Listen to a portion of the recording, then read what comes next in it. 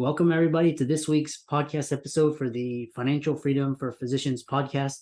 And I'm your host, Dr. Christopher Liu. And as you know, we talk about 4 different pillars of freedom: time, financial, location, emotional freedom. And today we have a physician guest on our show, Dr. Anjani, and she's going to talk to us all about, physician advisory, different alternative income streams, and different roles that you can be as a physician. So, Anjani, welcome. Thank you for having me, Chris. You as well have a very inspiring story, and thank you for having me here. And today, to our listeners, I have 3 takeaway points. First one is hope, even when everything is falling apart in your life. The second one is networking to build your life back up. And the third one is empathy to give back something to the community when your cup is full. So these 3 values were taught to me by my father very early in my childhood, and they're my greatest gifts. And today I'm willing to share all these beautiful gifts with your listeners as we unfold my journey. Well, excellent. So, yeah, I love that. I love those principles and those takeaways. So, tell us more about I've heard your story, and then share with the listeners. Tell us how you came to be where you are. Right. So I was born and raised in India. I lost my father very young at age 12. And that's when I decided I wanted to become a doctor and nothing else. Before that, I had all kinds of crazy kid ideas. I want to be this, I want to be that. And I worked very hard towards going to medical school in India. Towards the end of my medical school, I also came to the United States, did my 4th year medical school rotations here, which are called electives.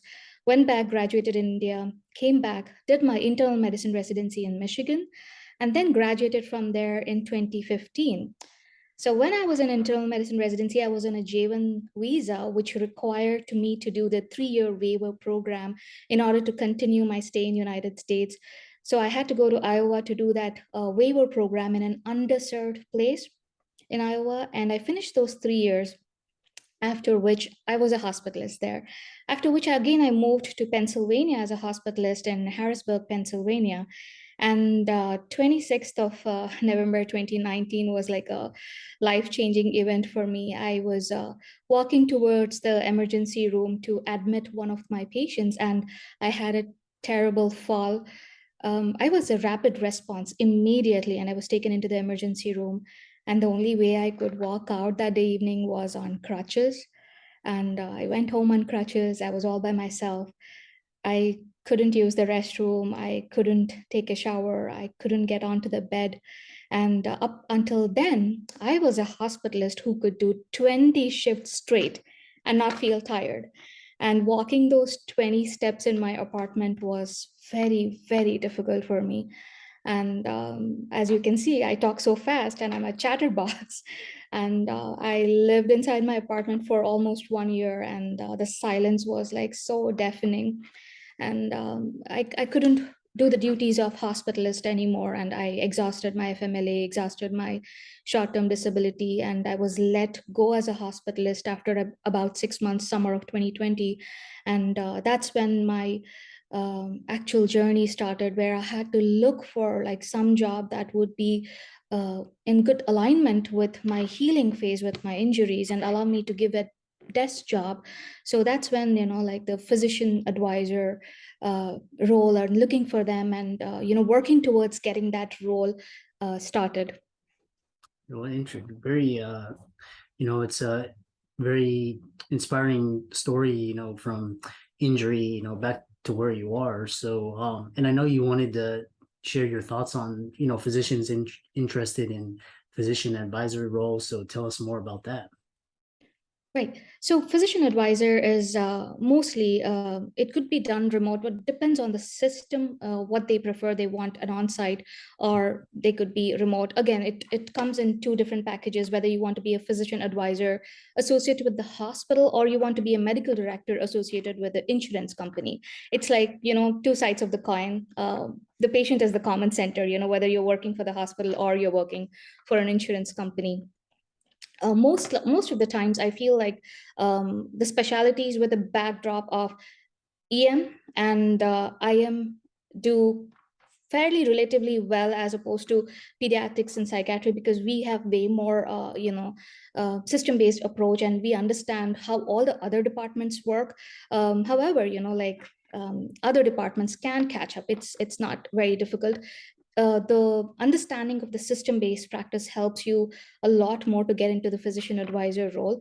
And I would say that taking the boards for physician advisor is also a step that is important, and it adds to your resume in order to get these kind of roles. Also, it helps you understand a lot of rules. Medicare has a lot of rules that you have to know, and you can learn them on the job. It's not that you do not learn them. However, having that under your belt as a board certification, which is like, probably going to give you double, triple board, depending on how ambitious you are. So that helps as well. So I think it, as a non-clinical career, this is one of the very nice careers to choose. It's a bridge between leadership and physicians. So when you're in that bridge space, it really, like, I actually get to see how the revenues flow. I have a very good relationship with physicians. I know what the expectations of leadership is, and I know how the insurance companies work. So you get to see a variety of things, and you can always choose, okay, do I want to, like, maybe advance in this way or that way? What do I want to actually do? Like, do I really have those leadership skills? What are my strengths? What are my weaknesses? You're able to get out of that box of being a physician to physician advisor, and actually having that vision that becomes like more of 360 degrees, which I did not know that I would have that much vision when I initially took up that role. But after taking that role, I'm like, I just started looking around, and I'm like, wow, I know like so much more than I knew as a physician. So it's a very nice role. It's really, I would like encourage anybody to take it. I had a reason, my injury. However, if you are burnt out in your job, you have, a sick child, sick parent, people go through a lot of things, health issues, mental health issues, so many things. It's a nice way to step back sometimes. Again, stepping back is not actually stepping back, because I described how much this role offers for you in terms of how much vision you get. Yeah, that's quite interesting. What are some of the skills you need to become a physician advisor? Right. Great question. So like I said, having internal medicine or hospitalist or EM really helps you have that kickstart. However, you can, learn all of that pretty quick as well. But I think you have to be really curious to learn because unlike up to date, there's not much available for physician advisors. You might sometimes get stuck in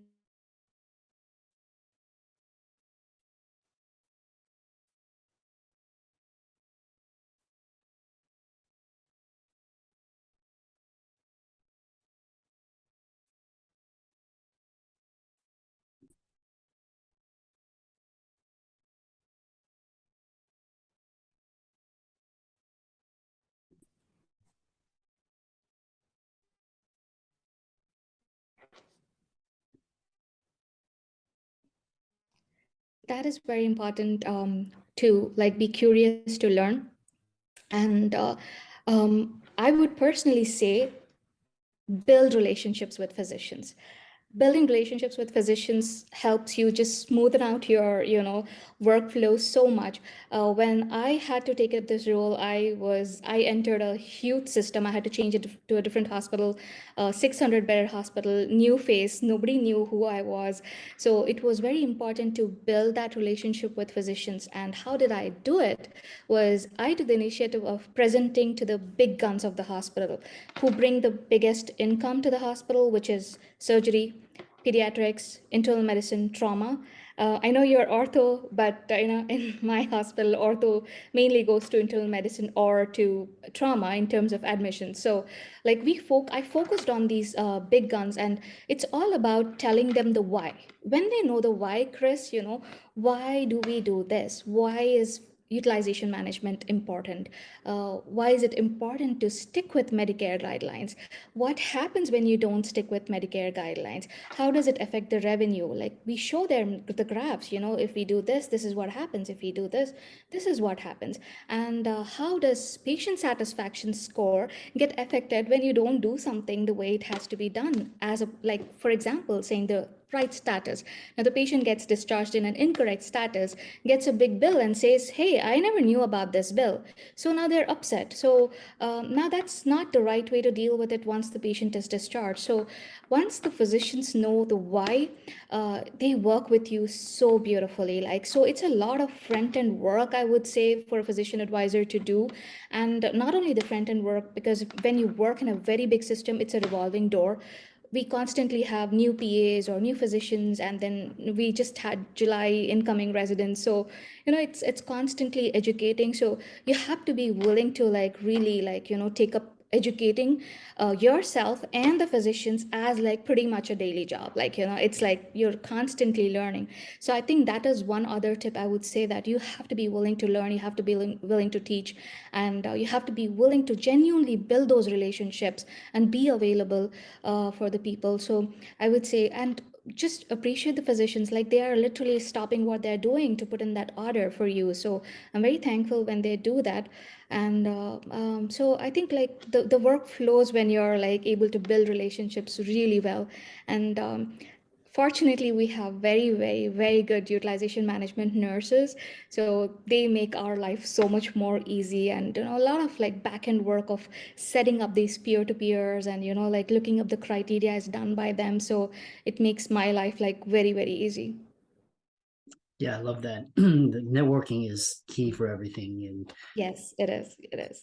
yeah, I know a lot of the listeners are interested, either they're burnt out or they just like it's, and how would what's a day like in the life of a physician advisor, to describe it to us?